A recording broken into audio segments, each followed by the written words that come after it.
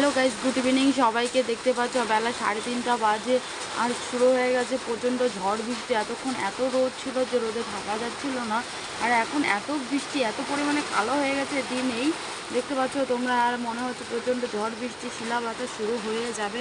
আমাদের লিচু গাছে, আম গাছে যত লিচু ধরেছে, আম ধরেছে, সবগুলো মনে আজকে ঝরে পড়ে শেষ হয়ে যাবে।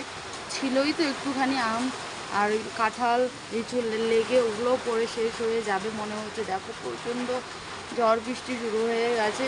তো কার কার ওদিকে ঝড় বৃষ্টি হচ্ছে জানিয়ে দিও। কি পরিমাণে ঝড় বৃষ্টি শুরু হয়ে গেছে। আমার না এরকম ঝড় বৃষ্টি হলে খুব ভয় লাগে, আর আকাশ খুঁজলে তো আমার প্রচণ্ড ভয় লাগে।